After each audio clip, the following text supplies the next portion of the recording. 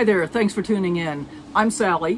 One of the things that I do is I coach people on health and wellness and good nutritional habits and so forth, which by the way are very different from what most of the mainstream media and the food industry are telling you. That's a whole different story. We can talk about that at length. This is just a short intro to some videos that I actually shot previously in my Sticks and Bricks kitchen. But it's also recipes that I would make in my RV all the time anyway and do. So I thought rather than having to reshoot those videos, I'd kind of repurpose them here for you so that you can see what kinds of things you can do.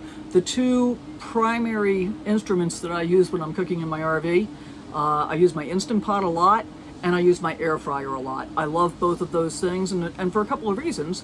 Neither one of them heats up my RV kitchen, and summers are getting warmer pretty much no matter where you are, and heating up the kitchen on a warm summer day, just not my favorite thing to do.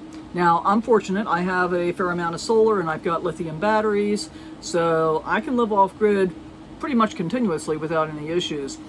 And one of the ways that I kind of manage my power consumption is I have a tendency to do most of my more intensive electric type cooking earlier in the day, so that I've got pretty much all day for my solar to be able to catch my batteries back up if I've depleted them more than I would otherwise have done. So that system works really well.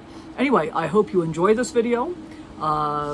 Please do check it out. Let me know what you think in the comments down below. Alkagizer Prime, we're going to start at the bottom.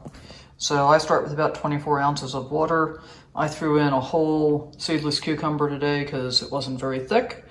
I've got about 5 or 6 stalks of celery, about half of a lemon, smallish lemon, and out of my garden I've got some purple basil, some parsley, and some chocolate mint, and then a couple of good-sized handfuls of spinach and arugula, about 3 ounces of mashed avocado, and some ice cubes.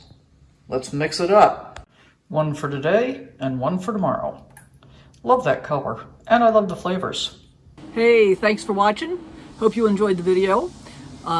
Please give me a thumbs up, subscribe if you haven't already, and leave a comment down below of what you think. If you've tried the recipe, if you've got some ideas about how to make it different or better, that would be awesome. Look forward to seeing you next time.